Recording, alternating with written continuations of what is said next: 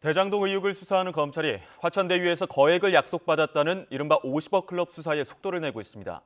아들 퇴직금 50억 원과 관련해 알선 수재 혐의를 받는 곽상도 전 의원에 대해선 구속영장 청구도 검토하고 있습니다. 취재기자 연결합니다. 나혜인 기자.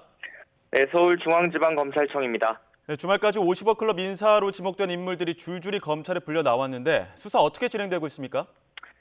네, 앞서 서울중앙지검 전담수사팀은 50억 클럽 인사로 지목된 6명 가운데 4명을 이틀에 나눠 소환했습니다. 그제 곽상도 전 의원과 권순일 전 대법관이 각각 17시간과 12시간 동안 고강도 조사를 받았고, 하루 전인 26일엔 박영수 전 특별검사와 머니투데이 홍모 회장이 소환됐습니다. 검찰은 일단 이들의 진술과 자료를 분석해 필요하면 다시 소환한다는 계획입니다. 특히 관련자 조사가 충분히 됐고 압수수색까지 받은 곽상도 전 의원의 경우 혐의를 구체화해서 구속영장 청구도 검토하고 있습니다. 곽 전 의원은 지난 2015년 화천대유가 참여한 하나은행 컨소시엄이 무산될 위기에 처하자 하나은행 측에 영향력을 행사해 성사시키고 그 대가로 아들을 통해 50억 원을 받았다는 의혹을 받고 있습니다.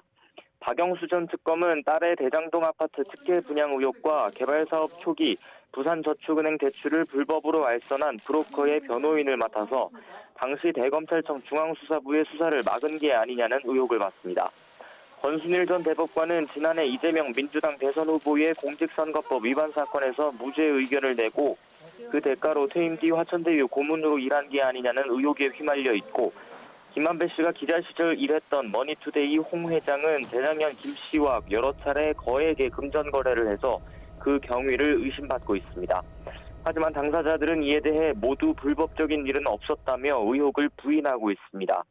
애초 50억 클럽 인사로는 김수남 전 검찰총장과 최재경 전 검사장도 언급됐지만 검찰은 아직 이 두 명에 대해서는 별다른 혐의점을 잡아내지 못해 소환 여부를 못 정한 것으로 알려졌습니다. 네, 공수처 소식도 살펴보겠습니다. 이상윤 서울구검장 공소장 유출 의혹과 관련해서 또 대검찰청에 대한 2차 압수수색에 나섰죠? 네, 공수처는 오늘 오전 9시 반쯤 대검찰청에 검사와 수사관들을 다시 보내 압수수색 절차를 재개했습니다.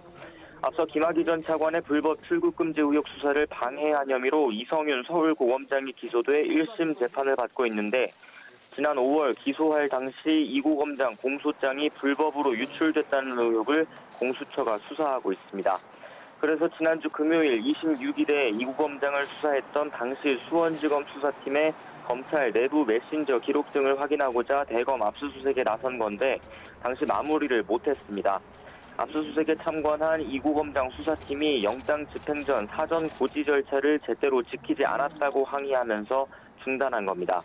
공수처는 야간에 압수수색을 이어갈 수 있는 영장을 따로 발부받지 않아 중단했을 뿐 절차에 위법은 없었다는 입장입니다. 하지만 이구 검장 수사 당시 수원지검에 파견됐던 임세진 부장검사는 오늘 오전 공수처에 압수수색 영장과 수사 기록을 보여달라며 열람 등사를 신청하고 정보 공개를 청구했습니다. 공수처가 압수수색 영장에 공소장 유출 2달 전 이미 파견이 끝난 자신과 동료 검사를 수사팀 소속으로 적시했다며 이게 실수인지 허위인지를 밝혀야 한다고 주장했습니다. 이에 대해 공수처는 내용이 허위라면 법원이 압수수색 영장을 발부했을 리 없고 수사의 본질은 공소장 유출자를 특정해 위법 여부를 가리는 것뿐이라고 일축했습니다. 지금까지 서울중앙지검에서 전해드렸습니다.